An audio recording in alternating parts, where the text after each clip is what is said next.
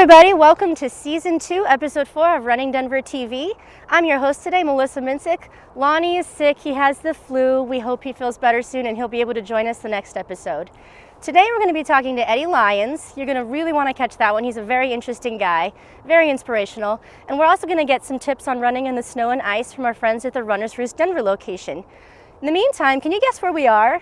Let me give you a hint. This 40-mile trail connects 3 counties in Denver and starts where Denver was first founded. Any guesses? Come right back and find out.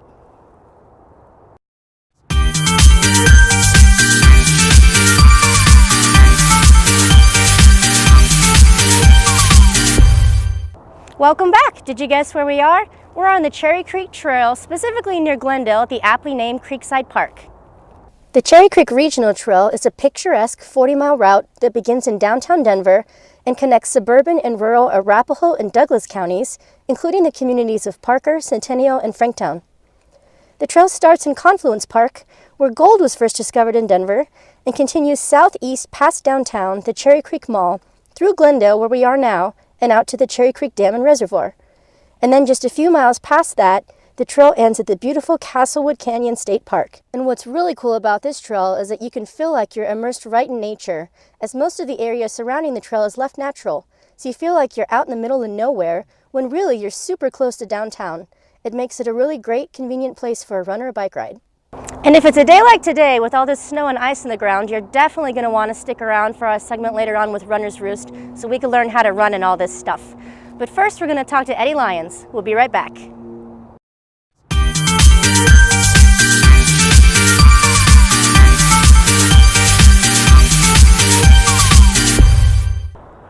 Welcome back. We're here today, as I mentioned, with Eddie Lyons. Eddie, thanks for joining us today. Thank you, dear. I'm glad to be here. Yes, so Eddie runs a ton. I run about 10, the most I've ever run is 11 races in a year, and that's a ton of work for me, and I'm always exhausted. Eddie, how many races do you typically run in a year? I average about between 24 and 35 Ks, Wow. 1 10K maybe. That's pretty cool. So how long have you been doing all of this running? How many years have you been doing this? I started running 5Ks, 10Ks when I was 60 years old. I started when I was 60. I quit snow skiing and went into running. It's safer. It's safer sometimes. So what kind of got you into running? Like, why would you just drop, like, I understand dropping the skiing, but what kind of got you into wanting to run? I belonged to the Arvada Volunteer Fire Department years ago. Some of my friends that ran the Boulder Bowler each year talked me into going up there one year, and I thought they were nuts. But I thought I'll go with them and find out what's going on here, and I got hooked. And this next year will be my 22nd consecutive year of the Boulder Bowler. Wow, I think I've run 7 or 8 of those, so that's about it. You got me beat there, Eddie. It's a lot of fun. What's your favorite part of the Boulder Bowler? The Boulder Bowler is going through the stadium and the finish line. That's cool. All these crazy nuts up cheering. Lots of fun. Definitely. So, in addition to like the Boulder Boulder, it sounds like that's one that you like to do a lot or every year. Are there any other races that you try to hit every year, or do you try to hit different 5Ks as well? No, not real. I just run all around the country hitting 5Ks and no specials. And Eddie also just ran a turkey trot this past Thursday on Thanksgiving morning. Yeah, and that was cold. I think a lot of people thought that was cold, and a lot of other people were out there freezing with you. Yeah. So what other states have you run races in? Or do you know, is it just when you're traveling, or? Oh, I've been to Nevada. I raced the rock and roll there last November. I went over there and raced half marathon over there. That was fun. They closed down the strip, and you start up at Mandalay Bay. You go downtown Las Vegas. It was a lot of fun. And do you have a favorite race that you've done? No, not really. I just love them all. So 5Ks are good medicine. They're good medicine for you. running is good medicine, I think. Yeah. What keeps really you good. running? Like, why do you keep at this? I think it's more of an incentive thing for me. I've been very, very fortunate. I'm very, very healthy, thank God. And I've been able to keep on running, and nothing seems to bother me, so I keep going. Good. Do you see any breaks in the future, or are you going to just keep right on going? Keep right on going. through this year and the next year. As long as my health holds up, I'm going to keep on going. So what advice would you have, Eddie, for people who want to get into 5Ks or are thinking about starting to run? My advice to them is just start out slow and easy and go with somebody that runs all the time, and they'll kind of coach you through it. It's irrelevant. It's immaterial how fast you run or who you run with. It's just, it's one of the best things that I've found is peer pressure. You should stay away from that. Just do your own thing out there and stay away from peer pressure. People try to get you to run 10Ks and all this stuff. You don't need to do that. Just start out nice and easy. It's just like the little kids. I get a big kick out of little kids that run. Nothing bothers them. They're out there running and just having a good time. That's so awesome. He started running when he was 60, runs a tons of races every year. He's still out here doing it. So inspirational. Yep, 84, pushing 85, still going. When is your birthday coming up, Eddie? What month? November. Oh, November. Yeah. All right. All right. Well, where can we see you next? Are you signed up for any races coming up? This Sunday, 5K race. And I got one this Saturday, too. I'm going to do a back-to-back this weekend. Wow. That's pretty awesome. So do you do pretty well in your age group as well, typically? No. No? No. You know what? There's only only a handful of us older guys that run, and we're kind of like we see each other all the time at these 5Ks, and there's not very many guys in the 70s, and sometimes I think I'm the only one in the 80 age group, and there's only a few of us left. It's amazing, and I thank God a lot for me being able to still run. There's not I would say maybe 10, 15 guys I see once in a while all the time that run all the time. But it's a miracle that we can keep doing that. Yeah. Thankful. Well, do you have anything else to add, Eddie? You're such an inspiration. You've just been running all this time. You have no intentions of stopping. That's sure. pretty cool. I'd like to add something to it. If you're running and if you're able, keep on running. I see so many, especially young women, that their knees go out and they're unfortunate anymore and they can't run, and that's too bad. And I would say if you can keep going. It's cheap. All you need is a pair of good shoes, you know, and it's a lot of fun, and it's very, very healthy. Yeah. That was awesome. So nice to meet you. Thank you so much for being here with us today, Eddie. Thank you, dear. I love you. For more full episodes and more great tips on running, check us out at runningdenver.com. Keep on running.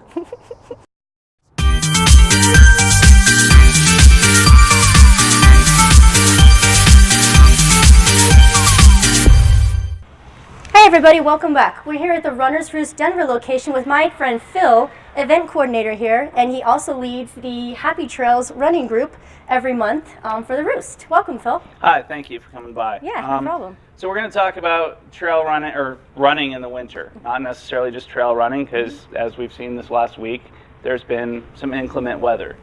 I personally prefer not to run on treadmills and enjoy getting a little bit of sunshine in these darker months. So you're here. So your first option that we recommend is starting off with a good trail shoe, and that's why we're over here in Trail World. A trail shoe, it's what I like to refer to, it's like your four-wheel drive or your mountain bike of shoes. It provides a little bit better traction, a little bit better protection up on top, and they're generally a bit warmer. I would next layer that with a nice pair of merino wool socks to keep your feet nice and toasty and warm. If that doesn't quite cut it though, if say you're running on packed snow and ice, a nice, easy, cheap option is to take 3/8" sheet metal screws and you kind of use little guide holes. I've started one here. Kind of poke it in and then just kind of like screw it in there like that. I usually like a diamond pattern up front and just a couple in the back to keep for slipping on the ice and snow. So Phil, for this, is there anything like on the internet or something that people can go look at? There is definitely videos, how-to videos on YouTube. I remember reading about it in Trail Running Magazine about 4 years ago, and have had success. I generally use an older shoe that, I got my use out of it in the summer. I know it's a comfortable shoe. I like it. It's not quite my go-to anymore. It's a great option. There are some options available. We carry a product here called Yak Trax Run. My friend over here said it looks like chains for your shoes, and then kind of like adding a set of chains for a little bit more inclement conditions. So it has a coiled system in the back, prevents the heel from slipping, and the new Yak Trax Runs are nice.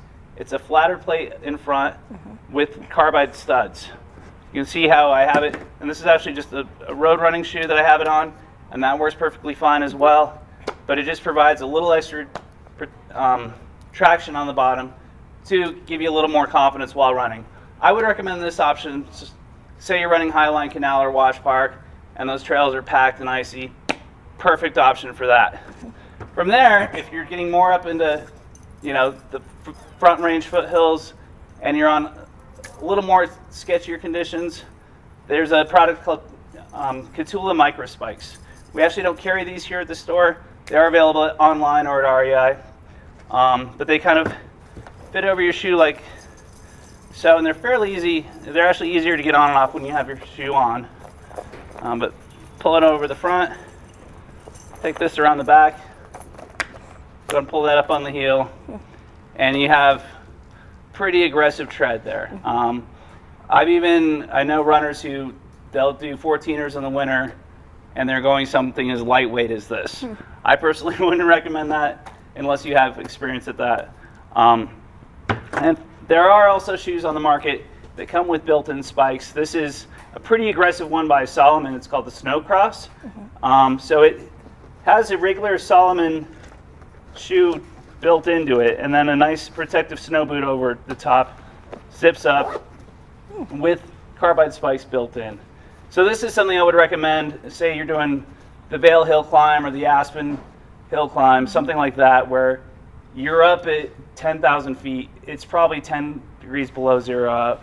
These are going to keep your feet warm, and you're going to get to the top of the mountain in one piece. And that's about it. So what about for I guess it just depends on what terrain you're going to be in. Is there anything you would recommend for beginners or people who are not really serious about it? Would just the spikes probably get them by? I would recommend either the Yak Trax, or if you're a little more crafty, I would do just sheet metal screws, which are 12 cents a piece. I would go 3/8 or ½ inch. Make sure when you're screwing it in, you have a shoe that's a little bit thicker sole, so you're not poking it all the way through. And like I said, it's just a simple matter of guide holes, and then taking a socket actually works better than a wrench, a socket set, or even I've seen friends use drill. It just depends on how crafty you are with tools, or finding someone to do it for you. And there is a product online that actually has kind of like your carbide spikes that you can put, an aftermarket spike that you can put in your shoe as well. But those sets are about $20, whereas a set of screws is $5. So I know you mentioned also that we should use an old shoe, a shoe that's kind of out of commission that you're not regularly running in, to make your own screw shoes. Do you just plan to leave the screws in there at that time, or can you take them back out? You can take them back out, but I go ahead and leave them in. I had one pair last me about 5 years, and the screws will fall out eventually. And it's 12 cents. They're pretty easy to replace. Awesome. Sounds good. All right. I learned something here today. Thank you so much. Thank you. Good for having you. Thanks for having us. Enjoy your winter running, all right? And remember, there's no such thing as bad weather, just bad gear.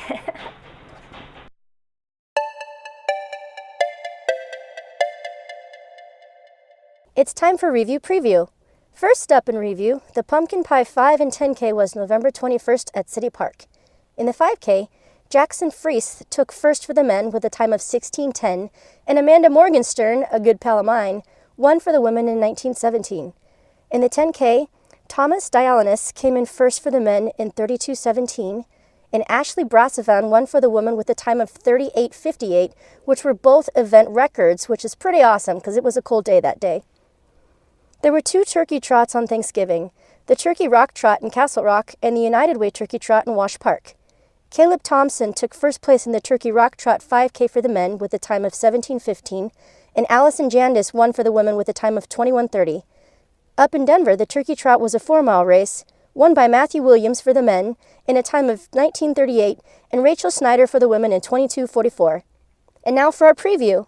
The holiday season is upon us, and we have lots of festive fun races coming up in the metro area in December. The Rudolph Ramble is this Sunday, December 6th at City Park.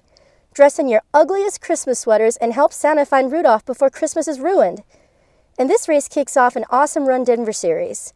It includes 5 great races, and if you run at least 3 of the 5, you get a custom medal. Check it out. The following Saturday, December 12th, is the Santa Stampede. This 5K 10K is in Littleton at Hudson Gardens, and all participants will receive a Santa hat. And then Sunday, December 13th, we have the Jingle Bell Run Walk for Arthritis at Wash Park. Jingle your way through a 5K while helping raise money for the Arthritis Foundation. So that's it for today's episode of Running Denver TV. For more full episodes and also for segments with interviews, gear, and training tips, visit us at runningdenver.com. Thank you so much to Eddie Lyons for joining us, as well as Runners Roost for those awesome tips for running in the snow and ice. I'm Alyssa Minsick. Thanks for watching. We'll see you next time.